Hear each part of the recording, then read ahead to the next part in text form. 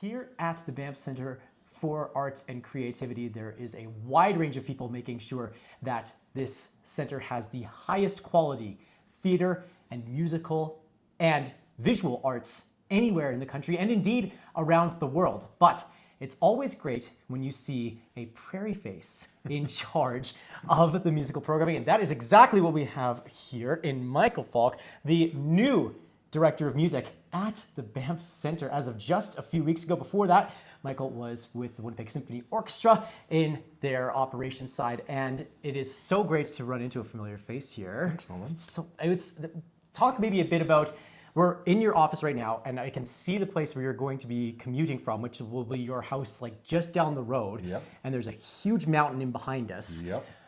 How are you feeling about all this? This is an incredible commute, first of all, but also an incredible opportunity. It really is. It's a special place here, and I've been, it's a place I've had my eye on for a long time. It's kind of like, if something ever works out, that's a place I'd like to be, and I love the mountains, I love the ocean. I come from the prairies, and we have neither. And so being able to land here is just really, really phenomenal. Absolutely. And so, it's a beautiful space. I get this great big office with a Steinway and, and room for all my gear. Yeah, so like we've got guitars, we've got the Moog synthesizer over here, got the kit in behind us. Just so much room to create. You say you've had your eye on this place for a long time. What was sort of the thing that you were looking at this thing and going, I could see myself there one day? I think, it goes back to when I first started touring. I was in my early 20s, doing little folk songwriter tours across Western Canada with a couple friends, and ended up making a friend here in Banff who was working at the Banff Centre, and she booked us a gig here at the Banff Centre at one point. And it was one of those things, like I didn't really have any context for what the place was, but it just, getting to know her, a couple of her friends, getting to experience the campus, and then I hadn't been back. I don't think I've been back since then. So it's been 20 years or whatever it's been. And, but it just kind of stuck. It's like, cool things happen here.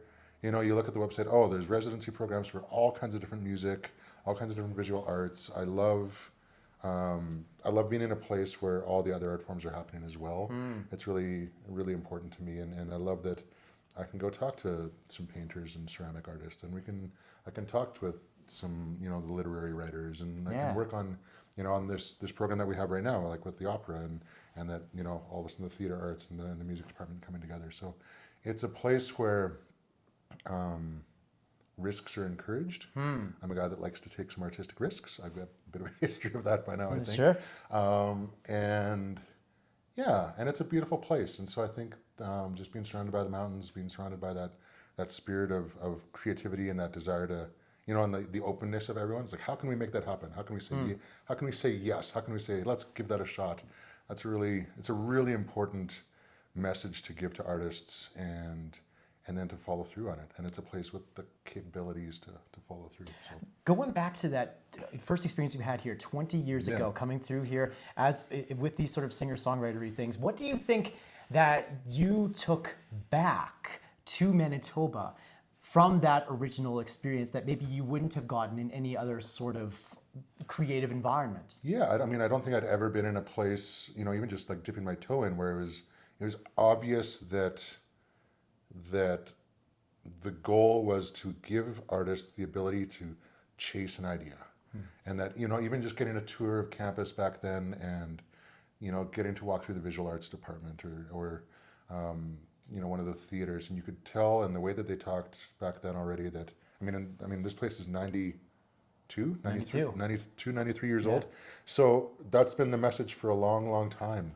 And it, in my first weeks here as well, that's the message that everyone is sending. It's like, come to us with an idea, we'll see if we can make it happen. So on the flip side then, what do you think, we mentioned that you were working with the WSO for the last few years before taking on this position. What do you think you're bringing from the prairies in terms of perspective and artistic approach into this role as director of music? Well, I think what I love about this, there's a lot of things I love about the symphony and the WSO. I absolutely loved my time there. The organization's phenomenal. The people are phenomenal. It was a great team, and I have nothing but love for everyone in that organization and in that band. the unfiltered, unquestioned desire to be excellent is something that I have so much respect for at the orchestra, that they're constantly chasing that extra 2%, that extra 2%, that extra 2%. And I think that spirit of chasing excellence, I think, before I would join the symphony, before I joined, growing up, maybe you hear some stories of people that have negative experiences. And I think that in that quest for excellence, ultimately, it is inevitable that some people get kind of maybe rubbed the wrong way in that. And I think that in the prairies, and I think that in Winnipeg, we do a lot of stuff that's pretty darn good. But I love that at the symphony, it's this, we're going for another tier of excellence, and we're trying to deliver something that's really above and beyond, and that quest for that and that willingness to know what you're doing to chase that, or what needs to be done to achieve that. And so I think that's the thing that I bring from the symphony, is that the people that are coming to the Banff Centre want it to be excellent, and what they want to make, they want to be able to bring to their communities or their networks or their galleries or their whatever their artistic life is outside of here, whether that's in Argentina or in England or in Manitoba or in wherever. And so this place is, the people that are coming here are coming from around the world, and I love that. And I love that at the WSO, our conductor comes from Europe, and we have soloists coming from all over the world. And when I was at the Jazz Festival, I was bringing in artists from around the world. Yeah. And that I think that global perspective is really, really important. I think that's something that we struggle with a little bit in Manitoba sometimes, because we're so isolated. We like to, sometimes we get a little uncomfortable bringing in other people's ideas, and I think that that's, and maybe the other thing that I bring from Manitoba is a love of hard work. Yeah. I had someone, I was talking to someone yesterday, and I want to tell the story because it's so, no one's ever said this to me before, and it's just hilarious.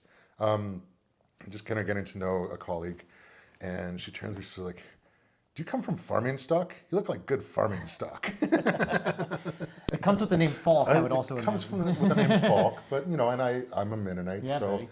So it it was just funny that here we are in the mountains, and someone can just tell by looking at me. He was like, "Oh, you look like, even if you didn't grow up on a farm, you sure spent some time there, and maybe your parents did." And both my parents were farmers when they were kids, and obviously moved to the city, yada yada yada. But I think that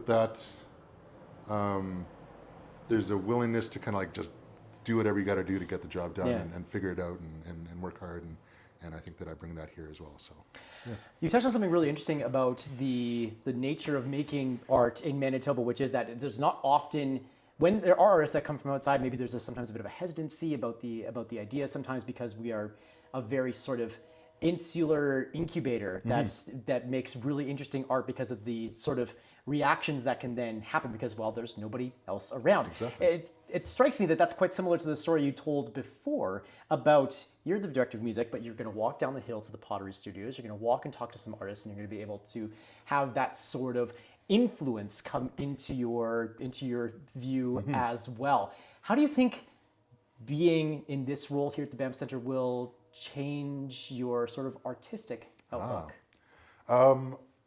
One of the things, when I was in bands and we were touring, and if we had an afternoon off or a day off, the first thing I would always look for would be where's an art gallery.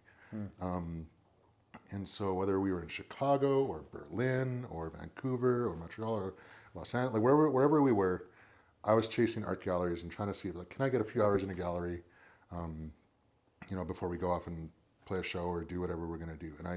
And to me, art galleries are just really phenomenal, inspiring spaces. You get some time to reflect and some time to look inwards, while also engaging with art that can ask very little of you or ask a lot of you, but you can decide how much of you needs to engage. If you're going to read a book, you got to read that book. Yeah. If you're going to work on a play, you got to work on a play. And I think that, when I was on the road, visual art galleries are great because you can spend an hour in one spot dealing with what are the brush strokes on this painting, and what's the history of this, what are the cultural implications and all that, and or you can just like do a quick walk and just like let it hit you and bounce off, and and so it was there's spaces that fire your artistic neurons and electrons in other ways, and I think that I love hearing poets read, and I love hearing people talk about how to build an opera and how to tell that story in that format. I love hearing how visual artists work on their craft, and how how a ceramicist has to think about glazes or the foundation of their piece in order to support. Like, it's just there's things there that you can always even if I don't take them into my songwriting, there are things that just start sticking there in the back of your head, and they add to your kind of artistic lexicon and your artistic thought processes, and it's like, oh, if that artist thinks about it this way, like, what if I think about a song in a different light, and instead of trying to like make it this way, I can be comfortable with it just blowing apart, and then taking those pieces and reforming them, and if that's and so you can find little bits of process in ideas, and maybe that's part of it. A long-winded answer to come around to the idea that that you can be inspired by other processes and then try to see what of those you can bring into your own art making. So we see some relics of your time on Manitoba soil here in this office. I see a Western Canadian Music Award, for instance, right over there. That's right. There's a whole range of music, obviously, that comes through here. There's opera being performed this month, but there's also an incredible array of concerts in a wide variety of genres and different residencies that occur here throughout the year. What sorts of things are you looking forward to implementing on a programming level here at the Banff Centre as you put your own stamp on things as director of music? Well, that is a good question, and I'll be honest that I'm still pretty new, and so I've taken the approach that I want to come in with a light touch. I've come in heavy-handed to places before, and it doesn't always work. And I want to just experience. I get the opportunity to experience the opera residency right now. We had an art of piano one with a number of classical pianists a few weeks ago, and to be able to just kind of like see how things work, see how what kind of people are coming, and also look out into the world and like where is there a need, right? Is there a part of the musical world that could benefit from some creative time in the mountains? And so I want to be able to kind of look at what we're doing, see how we're doing, think about the broader musical landscape. Is there a need somewhere that we can respond to? And sure, there's some things that that are near and dear to my artistic hearts. Yeah, sure. Parts of large parts of modern jazz and new music and songwriting, and I know that those will all find happy homes here, right? And so some of what we do already, we have the Jazz and Sonic Arts program, which brings in great jazz faculty from around the world, and which brings in residents from around the world as well, and is pretty front line. Like, it's it's not a traditional jazz program. It's a if you're looking to create and make stuff, this is a great program for that. The Banff Musicians and Residency program is open to anyone, so that's any genre. And so I think that if you're a songwriter, if you're a rock band, if you're a classical violist, if whatever it is you do, there's a place for you in that program. And so I think because those are pretty open-ended and we cover a lot of territory there, when I do create a new program, I want it to be distinct from what we already offer. So one thing we are looking at adding for next year is an interdisciplinary music-led program. And the wheels for this had already started before I came here, but I've been really happy to kind of take it and run, because I think it's something that a lot of my favorite artistic projects over the years have been collaborations, with non-musicians. And so at the WSO, we did Peer Gynt with John Delancey, which remains, it's just like a top 3 artistic highlight of my life. And that concert was so phenomenal, and working with John was really inspiring. And the way he took the theatrical narrative of Peer Gynt before it became a symphonic work, and told that story integrated with the orchestra was just so fascinating and powerful and goofy and surreal and all that stuff, right? at the WSO, I programmed Brawl at the Hall, you know, so Coming up soon. yeah, there we go. Get your tickets to Brawl at the Hall.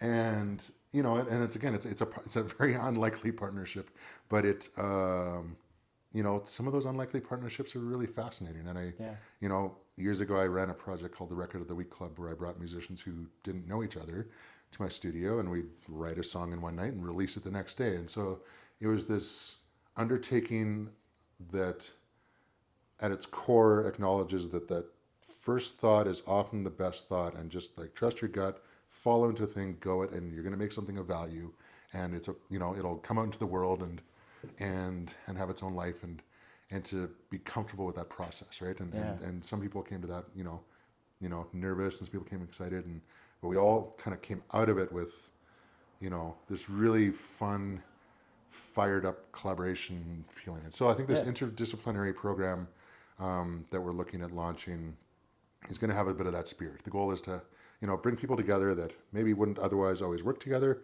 and that if we can, you know, assemble the right petri dish, so to speak, that you can, you know, make some science magic or something. Science magic at the Art Center. Art magic, all coming together, all under the incredible eye that you're bringing here from your various experience with places like the Symphony, like the TD Winnipeg International Jazz Festival. So excited to see what you do here, and we rest easily because it's in Manitoban hands. Thanks, Nolan.